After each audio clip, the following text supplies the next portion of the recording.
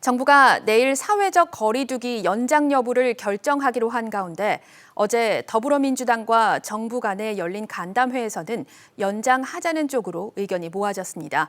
이번 결정이 설 연휴까지 영향을 미치는 만큼 정부의 고심이 깊어지고 있습니다. 취재기자와 함께 얘기 나눠보겠습니다.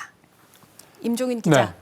네, 당정이 거리 두기를 연장하는 쪽으로 의견을 모았다고요? 예, 오미크론 때문이라고 현재로 봐야 될 것 같습니다. 네. 최근에 말씀드린 대로 방역 지표들이 뚜렷하게 완화되는 분위기도 사실이고요. 또 아시는 것처럼 설 연휴가 2주 앞으로 다가온 만큼 사실 이번 거리두기 결정은 그 어느 때보다도 고려될 변수가 많은 상황이라는 게 대체적인 분석들인데요.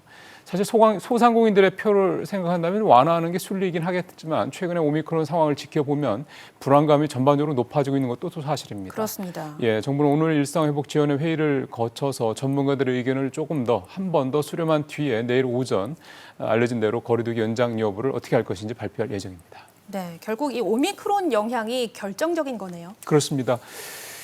정부의 오미크론 확진자 통계는 일주일 단위로 발표가 됩니다. 그러니까 최신 자료는 지난 10일 자료인데 네. 그때 오미크론 확진자가 2,351명으로 집계가 돼서 한 주 새 1,000명.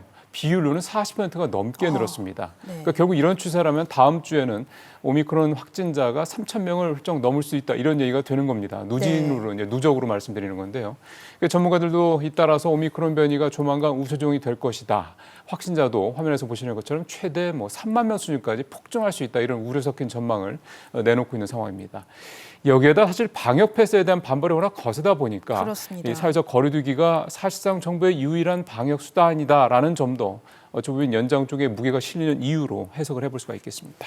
네, 그리고 좀 궁금한 게 오늘 코로나19 먹는 치료제가 국내에 들어오는데 언제 들어오게 되는지 이 점도 알려졌나요? 예, 원래는 12시 5분 도착 예정이었거든요. 근데 네. 다시 이제 내용이 나온 게 2시간 정도 지연이 될 것 같다. 그래서 오늘 오후 2시 10분쯤 인천공항에 도착한다 이렇게 네. 얘기가 나왔습니다. 오늘 들어오는 부분은 초도분 2만 1,000명 분이고요. 정부는 이달 말까지 1만 명분, 1만 명분이 더 들어온다. 그래서 이달 말까지 3만 1,000명분의 이 먹는 치료제가 들어온다 이렇게 설명을 하고 있습니다.